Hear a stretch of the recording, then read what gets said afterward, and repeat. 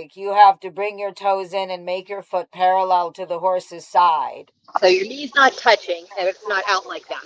It's just like It's that. not in like that. Yes, It's not out like like that. It's that. like in like And that. then bring Just, her I don't leg know. back from the hip for me, Erin. Grab her leg like I do. Upper leg. No, no. The upper leg. You slowly put your hand at her knee, pick her knee up, and then open her thigh towards the front of the thigh towards the horse's butt. Rotate. Yes. No, not the lower. Yes. Not so much though. Just a little. Yes. But you have to open the eye like that.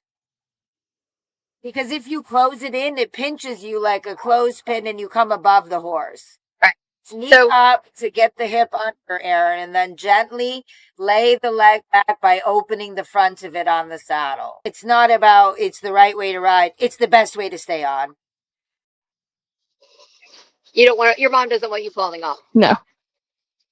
Well, if something happens, though, you need to be able to keep yourself on with your legs and not rely on your hands and your feet, your stirrups, because it's not particularly effective. Yes, and see how when you put your thigh like that, your calf is naturally already on the horse. Yeah. Yes, the upper calf, right below your knee. That's the part you hang on with in the calf. The ankle and the heel are reserved for giving an aid. Careful of pushing your hands down and your butt behind you when you want to adjust your position. It's knees up to the sky. Lay the back of the thigh on the saddle as you open your hips. Your calves come into contact with the horse and that supports your position. Then you can let your hips move back to front. Again, this isn't a correct riding position. This is the best way to stay with the horse. Which of course makes it a good riding position, but I'm just saying it's, this is not opinion.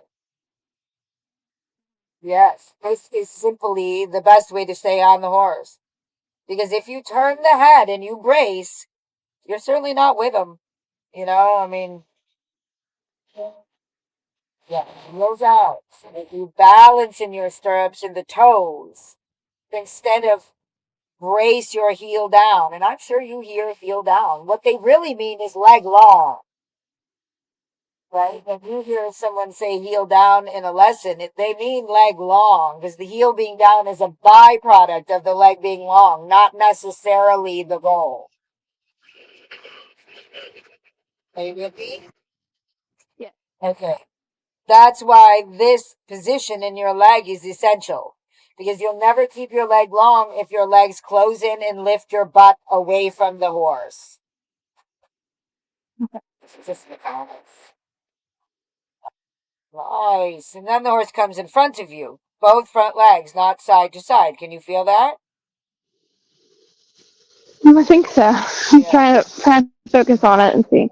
Well, it takes bigger, Hard to longer tell. steps and the neck goes more out in front of you instead of up or to the side. See, like that. Relax. Yes. You see what I mean? That's what needs to happen for all horses to not drop their back away when you sit on them. Right? The front legs have to go straight to the head and not side to side. Yes. And a big part of them doing that is also the rider not going side to side, sitting in the middle, relaxing the legs, staying present in their seat because that's what you communicate with the horse. Your back, their back. Yes. Back to front. And encourage the reach out in front. Because the bottom line is what he naturally wants to do, taking the feet to the side, is horse nature. Right? Every one of them. I sent some links. I don't know if you got them, but there's one. It's just an article with pictures. It's just words. It's not even a video. I did see that. I was looking at it last night. Yes. You have to understand that that's how the horse is going to go unless you ask it to do what we're talking about here. Yes. Nice.